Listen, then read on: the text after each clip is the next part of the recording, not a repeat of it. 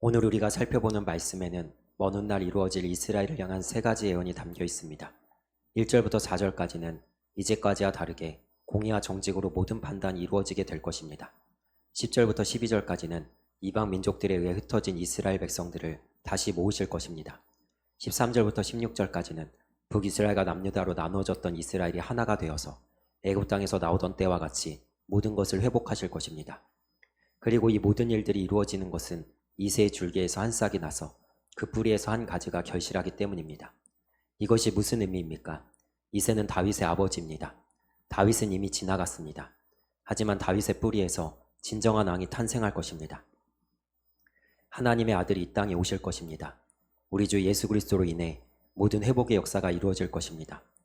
공의와 정직으로 다스려지는 이스라엘, 이방 민족의 땅에서 돌아온 이스라엘, 남과 북이 더 이상 나누어지지 않고 하나가 된 이스라엘은 어떠한 이스라엘입니까?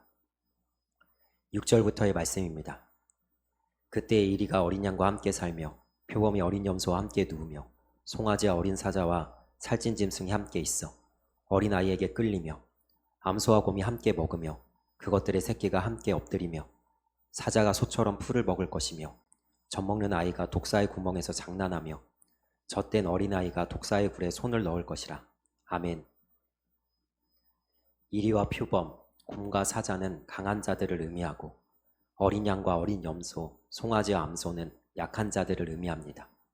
우리가 이사야 선지서를 살펴보았듯이 이스라엘에는 정의가 사라져서 강한 자들이 약한 자들을 억압하고 삐뚤어진 재판으로 약한 자들이 제대로 보호받지 못하는 것 때문에 하나님께서 강하게 이스라엘을 질책하고 계셨습니다.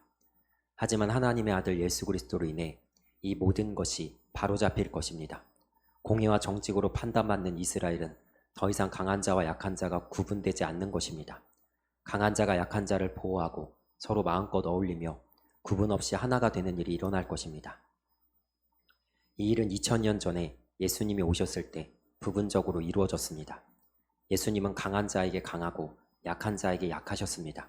종교 지도자들 같이 권력이 있다며 예수님을 부인하는 자들에게는 강하게 질책하셨고 겸손하고 낮아진 마음으로 주님을 찾는 약한 자들에게는 한없이 불쌍히 여기시고 긍휼히 여기셔서 그 모든 자들을 고치시며 품어주셨습니다. 그리고 이러한 하나님의 나라는 궁극적으로 주님이 다시 오시는 날 완벽하게 이루어질 것입니다. 우리는 그날을 바라보며 소망하고 있는 것입니다. 그렇다면 이 먼 훗날의 예언 말씀을 왜 우리에게 주신 것일까요? 우리는 예수님이 하신 것처럼 부분적으로나마 이러한 하나님의 나라를 이루어갈 수 있기 때문입니다.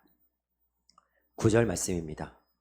내 거룩한 산 모든 곳에서 해됨도 없고 상함도 없을 것이니 이는 물이 바다를 덮음같이 여호와를 아는 지식이 세상에 충만할 것임이니라. 아멘. 하나님을 아는 지식으로 세상이 뒤덮여질 때 이 아름다운 하나님의 나라가 조금이라도 세상에 이루어지게 됩니다. 구약에 나오는 율법의 말씀을 기억하십니까? 거기에 하나님을 아는 지식으로 가득한 세상이 그려져 있습니다. 만약 이스라엘이 그 율법의 말씀을 지켜나갔다면 이스라엘에는 괴로움이 없었을 것입니다. 약한 자들이 억눌리는 일도 없었을 것입니다.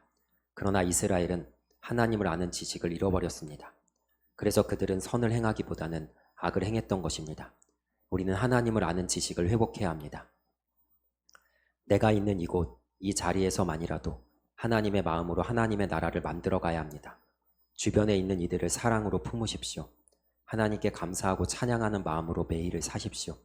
하나님을 아는 지식으로 내가 있는 지금 이곳에서 하나님의 나라를 아름답게 이루어가는 믿음의 삶을 살아가시기를 주님의 이름으로 축복하며 축원합니다. 오늘 하루도 승리하세요.